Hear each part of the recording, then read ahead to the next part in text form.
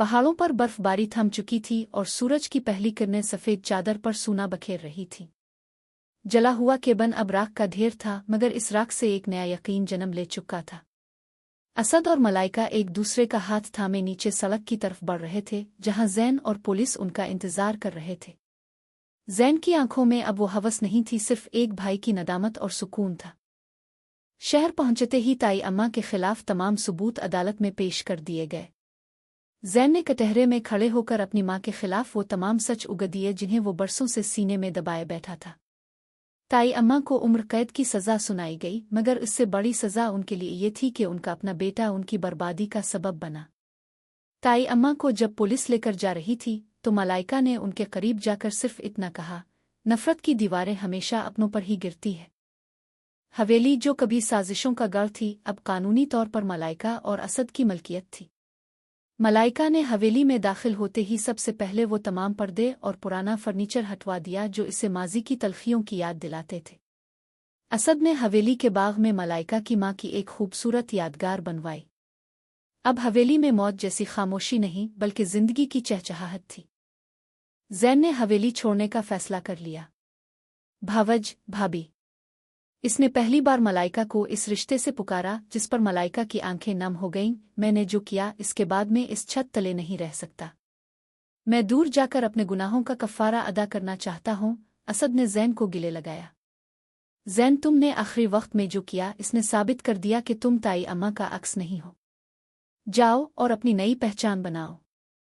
शानी को अस्पताल से सीधा जेल मुंतकिल कर दिया गया।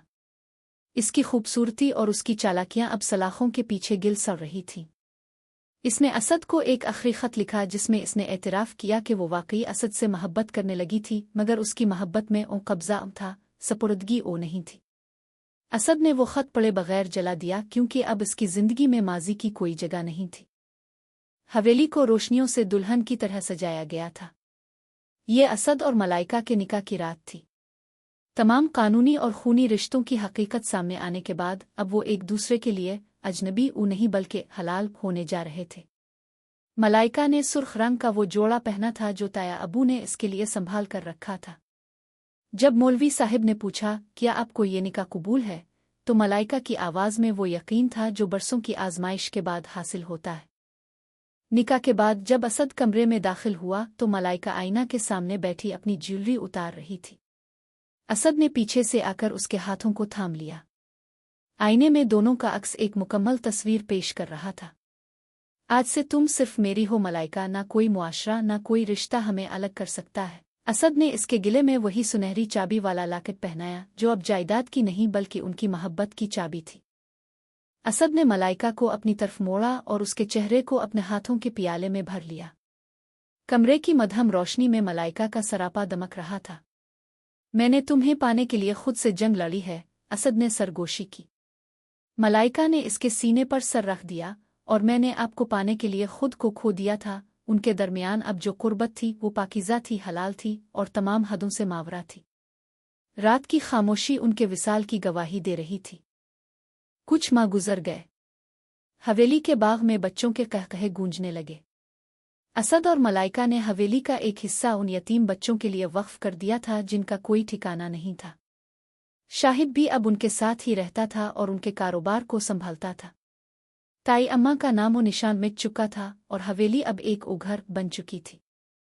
सूरज ढल रहा था। असद और मलाइका हवेली की बालकोनी में खड़े गुरूब आफ्ताब का नज़ारा कर रहे थे। असद ने मलाइका का हाथ थाम कर अपने लबों से लगाया। लोग सच कहते हैं, इश्क ममनू हो तो ही तड़पाता है, मगर जब वो हलाल हो जाए तो जिंदगी बन जाता है। मलाइका ने मुस्कराकर उसके कंधे पर सर रखा। कैमरा आहिस्ता आहिस्ता हवेली से दूर आसमान की तरफ बुलंद हुआ जहां परिंदे अपने घरों को लूट रहे थे। स्क्रीन पर सुनहरी हुरूफ में लिखा आया, नल दास्तान, इश्क की जीत।